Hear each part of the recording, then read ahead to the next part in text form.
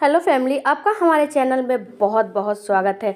अगर आपकी पहली डिलीवरी है, आप पहली बार माँ बनने वाली हैं, तो आपके दिमाग में, आपके मन में बहुत सारी बातें, बहुत सारी जिज्ञासाएं चलती होंगी कि डिलीवरी के बाद अपने बेबी का केयर कैसे करेंगे, बेबी को कैसे रखेंगे, अपना केयर कैसे करेंगे, मेरी हेल्थ इशू क्या होगी, मेरे साथ क्या क्या होने वाला है। तो फ्रेंड्स, आपके कन्फ्यूज़न को आज मैं दूर करने वाली हूँ। क्या होता है कि कुछ बातें, कुछ जानकारी अगर आप पहले से इकट्ठा कर लेती हैं, पहले से आपको जाननी बहुत ज़रूरी है। अगर जान लेती हैं तो आपको डिलीवरी के बाद कोई भी समस्या, कोई भी परेशानी नहीं आने वाली है। किसी भी समस्या को फेस आपको नहीं करना पड़ेगा, क्योंकि ये सारे चीज़ें, सारे सिचुएशन आपके सामने आने ही वाले हैं। हर महिला के साथ होता है तो आपके साथ भी होगा। 1 से 9 मंथ हम इसी दिन का तो इंतज़ार करते हैं कि हमारा बेबी कब हमारे सामने आएगा, कब हम उसको गोद में लेंगे, कब उसके साथ हम खेलेंगे, कब उसके साथ बातें करेंगे। तो अब वो समय आ गया है। आपको 9 बातें डिलीवरी के पहले, डिलीवरी के बाद जाननी बहुत ज़रूरी है। डिलीवरी के पहले, क्योंकि अगर ये 9 बातें आप जान लेंगी तो आपके लिए मुश्किल नहीं होगा अपने बेबी, अपने शिशु के साथ रहना और उसके साथ जो है समय बिताना, और जो समस्याएं आएगी उसको फेस करना। पहली बात है, चाहे आपकी डिलीवरी सीजर से हो या नॉर्मल, दोनों केस में ये चीज़ आपको, इन चीज़ों को फेस करना ही पड़ेगा। पहली बात है शिशु को दूध पिलाना। अगर आपकी नॉर्मल डिलीवरी होती है तो आपको 10 मिनट या फिर ज़्यादा से ज़्यादा आधे घंटे के बाद आपको शिशु को आपके पास दे दिया जाता है कि इसको दूध पिलाइए, तो आपको इसे दूध पिलाना है। अगर आपकी सीजर डिलीवरी हुई है तो आपको 2.5 से 3 या फिर 4 घंटे के बाद आपको शिशु को दिया जाता है कि आप इसे ब्रेस्ट फीड कराइए। उस समय आपको ब्रेस्ट फीड कराना है। तो आपको ख्याल किस बात का रखना है? ब्रेस्ट फीड कराते वक्त, जब पहली बार माँ बन रही है तो आपको तो पहले कराने नहीं आएगा।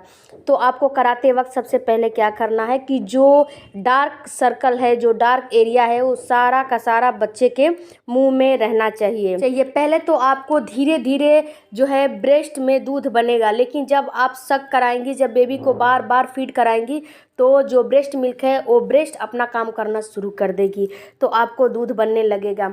इसके बाद अगर आपका निप्पल हल्का सा अंदर की तरफ है तो आपको करना क्या है, आपको जब आप नहाने जा रही हैं तो उस समय अपने निप्पल का मसाज कीजिए और हल्का सा उसको बाहर की तरफ खींचिए। इससे क्या होता है कि आपका बेबी अच्छे से सक करता है।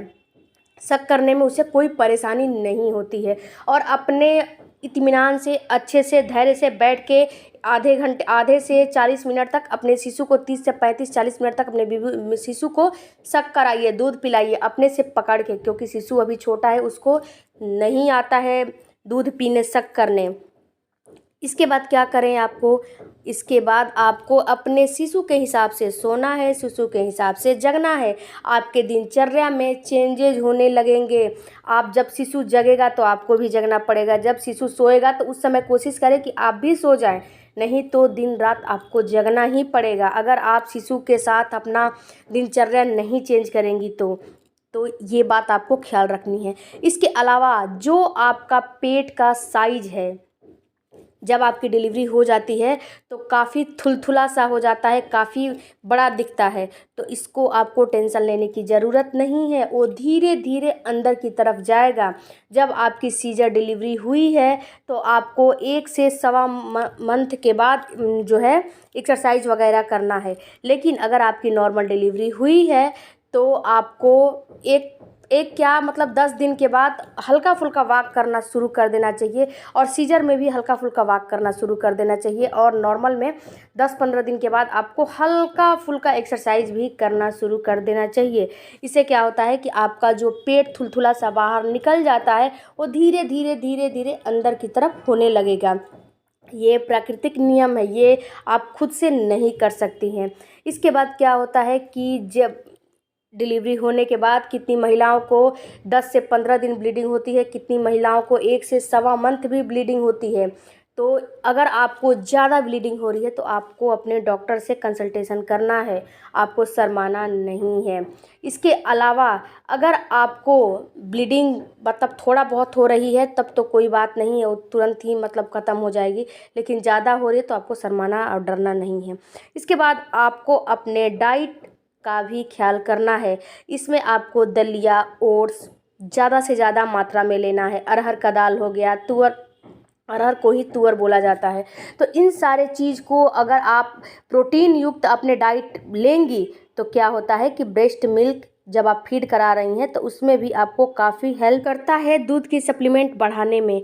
सबसे बड़ी आपको हेल्प करेगा अगर आप घी, ड्राई फ्रूट बहुत ज़्यादा मात्रा में लेंगी तो आपको गैस, कॉन्स्टिपेशन, पाइल्स यानी बवासीर होने का खतरा भी हो सकता है।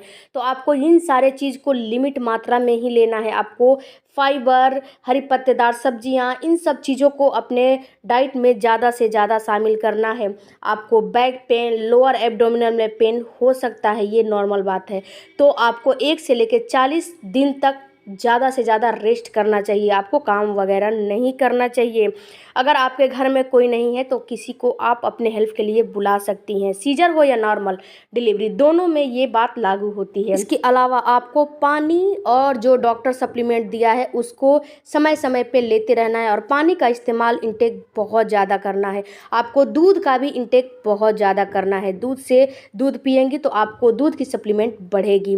इसके अलावा अगर आपकी नॉर्मल डिलीवरी हुई है तो आपको टाँके लगे रहते हैं तो आपको आलती पालती मार के नहीं बैठने हैं, क्रॉस लेग करके आपको नहीं बैठने हैं, नहीं तो आपके जो स्टिच लगी है और टूटने का डर होता है। तो आप हाइजीन भी मेंटेन करें, नहीं तो आपको इन्फेक्शन हो जाएगा। साफ़ सफाई का आपको ध्यान रखना चाहिए इस समय। इसके बाद 1 से 40 दिन तक आपको ठंडा पानी नहीं पीना है, अजवाइन और जीरे का पानी पीना है। ड्राई फ्रूट्स वगैरह आपको खाना है लेकिन लिमिट में खाना है। आप अपने बॉडी की मसाज करवाना बिल्कुल भी ना भूलिएगा, मसाज आपको ज़रूर करवाना है। इसके बाद आपको मैटरनिटी बेल्ट का इस्तेमाल करना चाहिए। अगर आप नहीं खरीद पा रही हैं तो आपको कॉटन के कपड़े से अपने पेट को जो है 8 दिन के बाद बांधना शुरू कर देना चाहिए। इससे आपका पेट अंदर जाने में आपको काफ़ी हेल्प मिलता है। नहीं तो आप मैटरनिटी बेल्ट का भी इस्तेमाल कर सकती हैं। आप इस समय जितना रेस्ट करेंगी उतना आपको आगे चल के फ़ायदेमंद होने वाला है। खाने के बाद आपको रेस्ट तुरंत नहीं करना है, 10-15 मिनट वॉक ज़रूर करना है। Bye bye, thank you.